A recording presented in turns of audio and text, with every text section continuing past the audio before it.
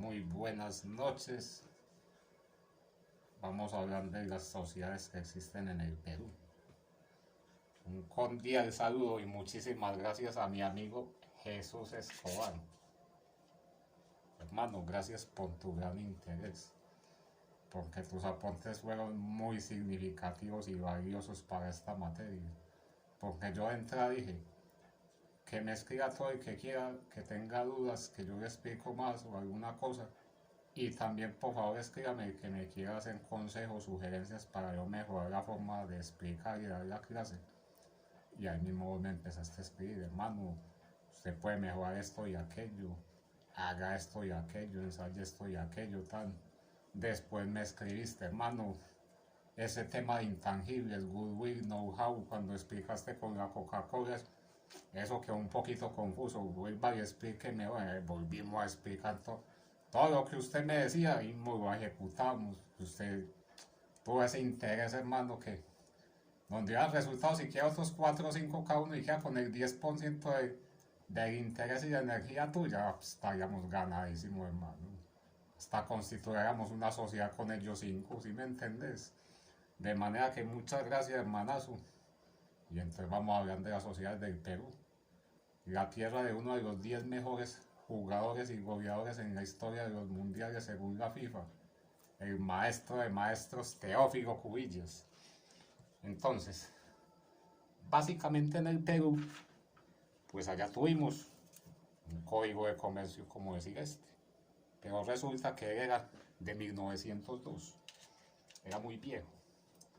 Entonces, ese código de comercio lo cogió pues el gobierno peruano y le hizo unas modificaciones. Él consta de 4 libros. El primero era de los comerciantes, el segundo de los contratos. Ahí están consagrados del título primero al sexto todo la legislación de sociedades. Entonces ellos derogaron todos esos artículos. ¿Sabes? El resto lo dejaron. El tercer libro es del comercio marítimo. El comercio marítimo del Perú es muy desarrollado. Y el cuarto, que son las suspensiones de pago, ¿sí? Como cuando las empresas y todo entran en procesos de quiebra, de liquidación, etc. Todas esas cosas las dejaron quietas y sacaron, o sea, como les digo, derogaron todos los artículos que hablaban de las sociedades y con ellos crearon, bueno, modificaron lo que era pertinente, la ley 26.887, que se llama Nueva Ley General de Sociedades. Ella fue promulgada en 1998, ¿sí me comprenden? ¿Por qué? O sea, el Perú estuvo en una crisis económica, sí, una inflación muy grande, era el gobierno de Alberto Fujimori. Entonces, en el Perú incluso se hizo un cambio de la moneda, todo eso, taque. Entonces, obedeciendo a eso, es que sacan una nueva legislación de sociedades, ¿sí? ¿Sí me comprenden? Para adaptarla pues ya al nuevo entorno económico del Perú. Entonces, por eso crean esta nueva ley general de sociedades.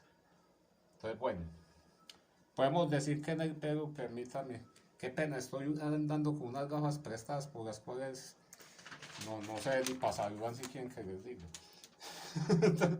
Entonces, digamos que la sociedad colectiva, pues que existe en el Perú, lo que estuvimos viendo, exige también mínimo 2 socios. Lo que les decía, se usa mucho pues como para empresas familiares, así, negocios de profesionales, contadores, abogados, por lo mismo que hemos hablado, que la responsabilidad es ilimitada de los socios, ¿ok? Pasemos entonces a hablar de lo que son las sociedades en comandita simples y hablemos también de las en comandita por acciones. Porque en ambas la legislación peruana exige mínimo un socio gestor y mínimo un socio comanditario, ¿sí? Son muy idénticas en eso. Entonces ahora pasemos a hablar también por parejitas, emparejaditas de lo que es la sociedad limitada y lo que es un concepto nuevo que vamos a ver, sociedad anónima cerrada, SAC, se maneja en el Perú, aquí en Colombia, en otros países. ¿Qué es eso? O sea, las puse encerradas en un recuadro que ambas exigen mínimo 2 socios y máximo 20 socios. De 20 no se pueden pasar, ¿sí?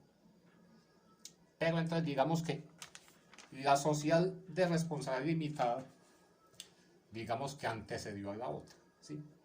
Y ya sabemos cuál es la diferencia. La sociedad de responsabilidad limitada, su capital está dividido en cuotas, ¿sí?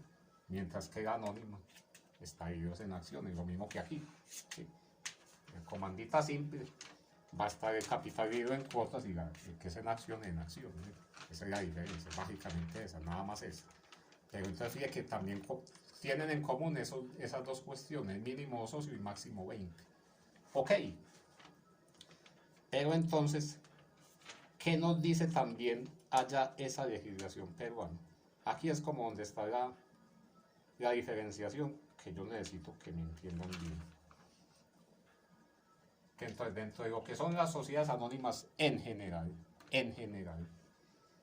allá en el Perú nos va a decir el gobierno, bueno, sociedad anónima cerrada, ya que tiene mínimo dos socios, perdón, y máximo hasta 20 socios. Máximo hasta 20 socios, ¿sí? Y la sociedad anónima abierta, SAA, ella va a tener, ojo, mínimo 750 socios. Estamos hablando pues de una barbaridad, es una inmensa, una empresa pues inmensa, ¿sí? Va a tener 750 socios y va a tener alguna de estas características. El 35% del capital pertenece a 175 o más de esos socios. Oigan pues de lo que estamos hablando. O, por el otro lado, puede que no te cumpla con esto, pero sí cumpla con esto. Ha hecho ofertas públicas primarias en las bolsas de valores. Es decir, esta sociedad anónima abierta tiene sus acciones en la bolsa de valores peruana. O sea, es como decir Coltejer, Bavaria, Fabricato, ¿sí? Las acciones de Coltejer que compraba mi abuelita, lo que hemos hablado desde que empezamos, es una empresa grandísima. Cotiza sus acciones en la bolsa de valores. Ok.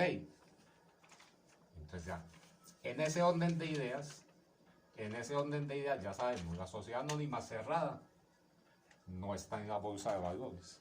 No pueden participar en la bolsa de valores, solo la sociedad anónima abierta, ¿sí? Entonces, hay como quien dice, tres clases de sociedades anónimas en el Perú. La sociedad anónima cerrada, la que ya vimos, la sociedad anónima abierta, que la acabamos de ver, y la sociedad anónima a secas, simple, SA, nada más. Y la ley lo que nos dice es que es la que no se encuentra comprendida en ninguna de las dos anteriores. Ya ustedes comprenden, es un tipo de sociedad que está en el medio de estas dos, ¿sí? Tiene, digamos, 100, 200 socios, más grande que esta, pero más pequeña que esta. Más grande que la una y más pequeña que la otra. Y tampoco puede participar en la bolsa de valores. Ok. O sea, en la bolsa de valores peruana solo pueden participar las sociedades anónimas abiertas. Unos monstruos de empresas, pues, que como les digo, 750 socios. ¿De qué tamaño es la empresa? ¿De cuánto estamos hablando? Sí. Pues, eso aquí obedece, damas y caballeros. Obedece a lo que estábamos viendo, pues, en el ejercicio anterior. Fíjate que de todos los países, Perú es el que más nos exige. Con el mismo modelo, 120 millones de pesos de capital, Perú es el que nos dice, bueno, señor, hay que pagar el 25% de ese capital suscrito total, o sea, 30 millones. En Colombia pagan 20 millones. En Guatemala, Argentina, casi todo pagan 15. Sí. En México y Brasil se pagan 12 millones. ¿Por qué Perú y El Salvador exigen tanto? Los que más exigen, precisamente damas y caballeros, están esos países en crisis económica, cierta crisis económica. Entonces, por eso el gobierno entra a manejar esos porcentajes para captar recursos, ¿sí?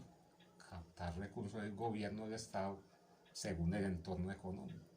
En ese momento Perú necesita captar recursos, entonces por eso te van a decir eso, que los 60 millones que consignamos Juan Pedro y yo, se sabe que nosotros no los podemos sacar de allá, eso es un aporte de nuestro patrimonio de la sociedad, esa plata se queda quieta.